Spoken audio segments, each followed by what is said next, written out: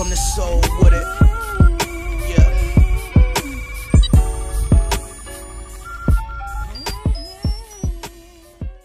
So NBA insider Marc Spears was on the George Sedano podcast, and George asked Marc about the Lakers trading for Anthony Davis and the timetable that the Lakers have to court Anthony Davis by the February 7th trade deadline. George asked Marc, do he think the Lakers could pull off the trade by the deadline? And here was Marc's response. He says, I think it's possible, but the one thing about the Lakers is y'all get a little cocky, and the same thing happened with Paul George. He ends up going to OKC loving it and doesn't come. So I think you still have to worry about another team saying, hey, we're going to roll the dice like they did for PG and OKC, like Toronto did with Kawhi, and just keep them for a year and a half and try to convince him to stay and perhaps offer New Orleans a grand package to keep him. It's very, very possible they can wait until this summer. I mean, New Orleans is going to do what's best for New Orleans, not what's best for the Lakers. And if someone else can come with some intriguing package that would basically say, we'll just take our chances with AD, you just never know what can happen. So I don't think the Lakers should just assume that it could just happen this summer. If you can get him now, get him now. So Marc was then asked by a guest on the George Sedano podcast about Gregg Popovich, saying that the Pelicans shouldn't cave into the Lakers, and small market teams kind of suffering due to the Lakers benefiting off of having superstars in a big market, and they won't get the attention and have the same success as the Lakers. So that's when Marc Spears had a great response. He basically stated how the Spurs is a small market team, and they've been to multiple finals and have won multiple championships. Teams like OKC have had success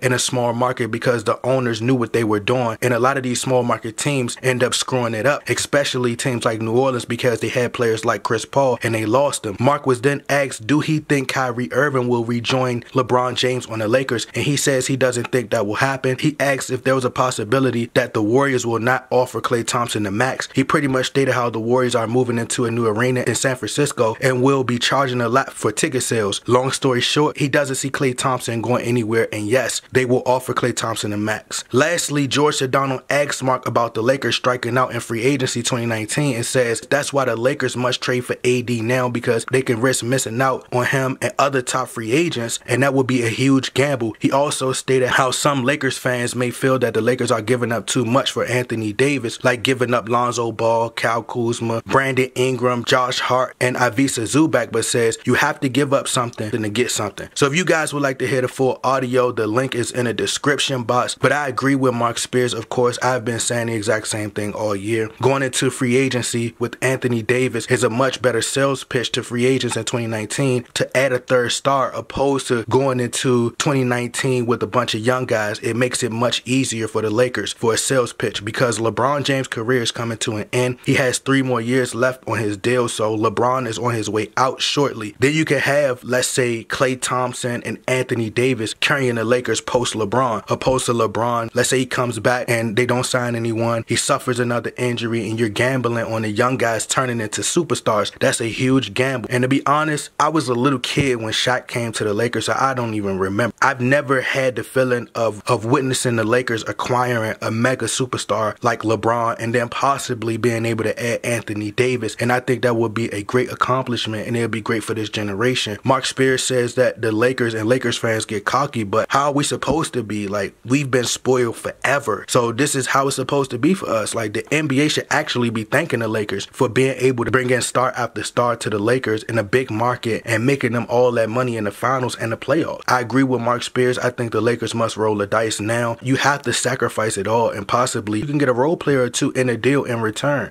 Marc Spears also said something about New Orleans waiting for this grand package, but there's no grand package for Anthony Davis unless you're starting a conversation with Kevin Durant or LeBron James or Steph Curry or any other top 5 player in the NBA. The offer you get from the Lakers will most likely be similar to other packages. You're going to get young talent and draft picks. I agree with Marc about the small market teams. LeBron James has played for the Cavs and the Cleveland Cavaliers. We talking about Cleveland. He's thrived in a small market for the past 3 years and the years before he went to Miami. Portland is doing well. Milwaukee is doing well, etc. So y'all had y'all chance to be great these past 5 years years while the Lakers have been down, they had a chance to turn it around. Now it's the Lakers' turn to return back to the glory days. Now, if you are the Pelicans, you have to think about this because AD could just sit out the rest of the year. It's different than Kawhi Leonard. Anthony Davis is a total difference from Kawhi because Kawhi didn't have the superstar level power of an Anthony Davis. Anthony Davis really put butts in the seats in New Orleans. He's carrying his franchise. AD is the face of New Orleans, and a lot of people come there to see Anthony Davis. Is the New Orleans Pelicans franchise willing to take that hit all year if Anthony Davis decides to sit out? And as for the Lakers, I really do hope they pull off this deal. I hope it goes through before the deadline. The Lakers missed out on PG, Kawhi, but getting LeBron and Anthony Davis would be a huge way to make up for missing out on those two great players.